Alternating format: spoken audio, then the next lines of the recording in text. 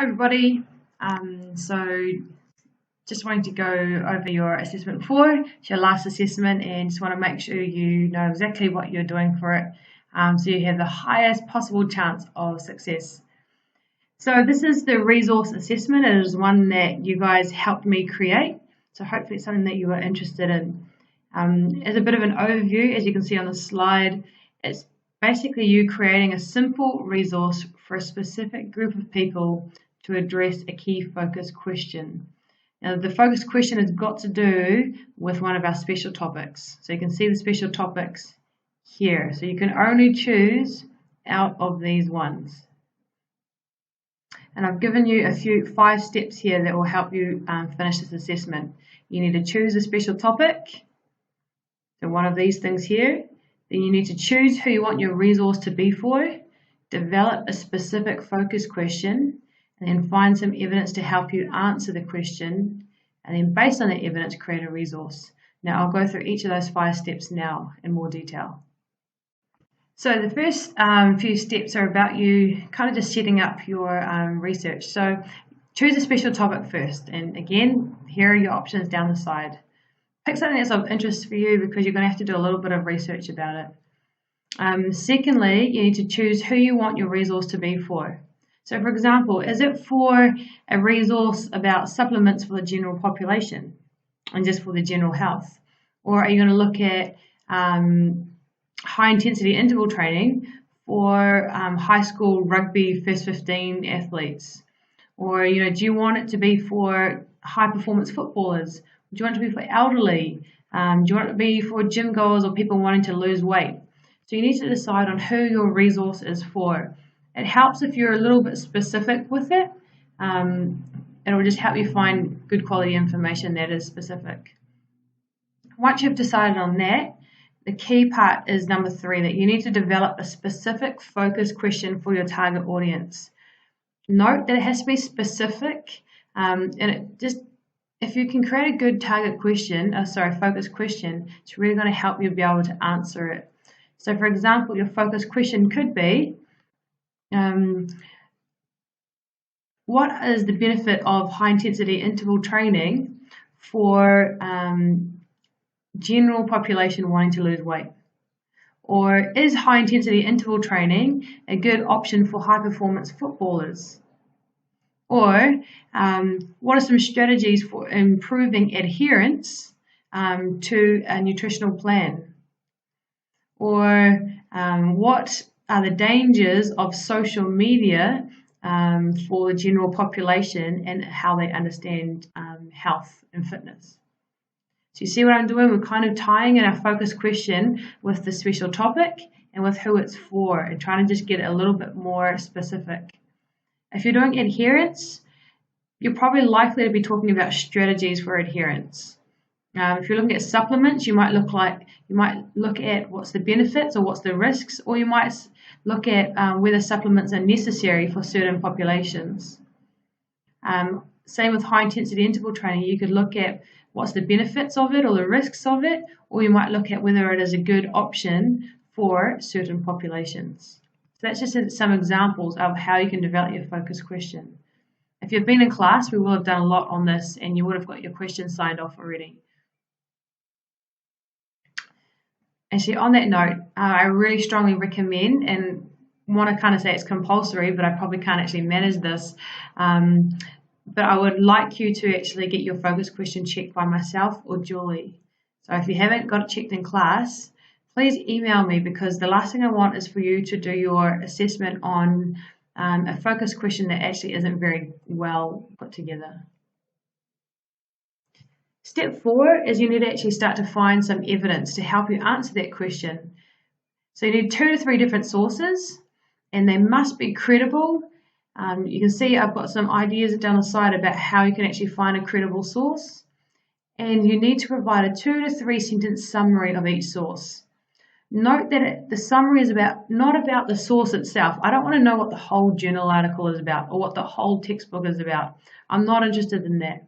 All I want to know in 2 to 3 sentences is, what does that source tell you that will help you answer your focus question? There might be one paragraph in the journal article or in the book that actually helps answer your question, well, tell me what it says there in your own words. Okay? Don't tell me what the whole book is about. And then make sure you provide a full APA reference for each source. So remember, you can use textbooks. Have a look at the textbooks that I have got in our course outline. They're a great place to start. You can use websites from official organisations or government government organisations. You can look for university websites. They're great because it's published research-based evidence. You can use Google Scholar to find journal articles. If you're doing that, just check out the abstract. Don't get overwhelmed by these long and academic articles. Read the abstract because that's usually a bit more user-friendly. And obviously there's some things that do not class as credible for using as evidence for evidence. Yeah. So step 5 is actually creating the resource. Now this should be based on the evidence that you've found, the information that you have learnt. So you're creating actually a resource. Note it is just a simple thing. This is only 10%, so I don't want you to put in hours and hours into this. It can just be something little, which is informative, which addresses and answers your research question. You don't actually have to write the question on your resource. I want you to think about what's the best way to get this information out to your to the group, your target audience. Okay, so consider the content, whatever is actually in the resource. Consider how you present it. You might do it all visually. You don't even have to include words if you don't want, but it might be a little bit hard if you don't include words. Consider the language you use. If you're writing it for youth, you shouldn't be necessarily using hardcore scientific words. Think about how they will receive the information the best way.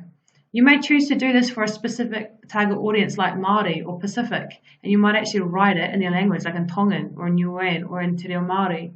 It's up to you how you actually present this. Some ideas, probably the most common resources that I'm expecting from you is that you might create a one-page poster, like a little A4 or A5 poster, which has got the information for whoever your target audience is. It could be a social media post. So you might do a Facebook post or an Instagram post. I'm totally fine with that. If you do it, it'd be great if you actually even post it and you screenshot it. And that's the thing that you can submit. So if you're doing a social media post, you might have a graphic that you create and with some text on that graphic, and then you might have a little blurb that goes with it. It's up to you what that looks like. If you really want, you can create a video. It could be a verbal video, just a straight webcam one, or you can be a bit more creative.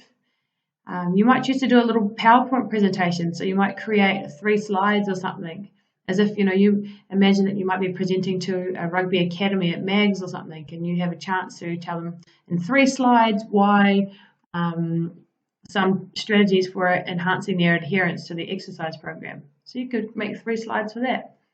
Or you might choose to make some sort of a brochure of some sort. So I am expecting this to only be quite small, okay? So I really want to emphasize that you don't have to spend, masses of time being really graphically creative.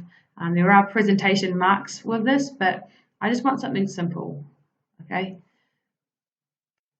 Lastly, in order to actually submit it, you submit it via the Dropbox in the assessment section under assessment 4. Note that it isn't a turn it in Dropbox because you're not actually turning it in like a full-on written thing as such, but the Dropbox allows you to submit a variety of different file types. So there's 2 things that you need to submit.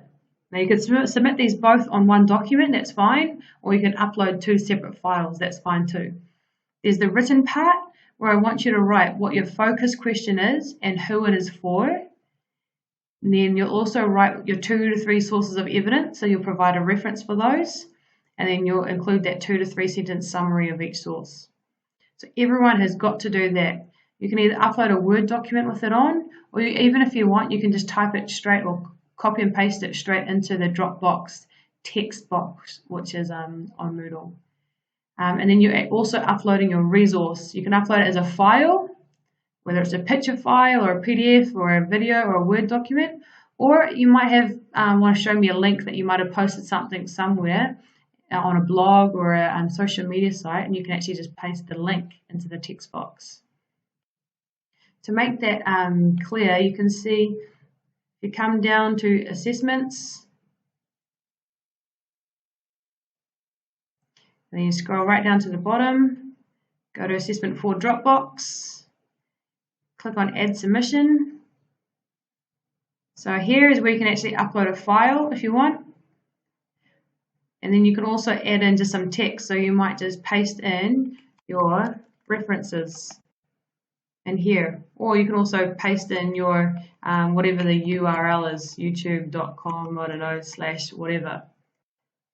So you can either upload the file or you can paste text into the text box there. And then just click on Save Changes and you are done.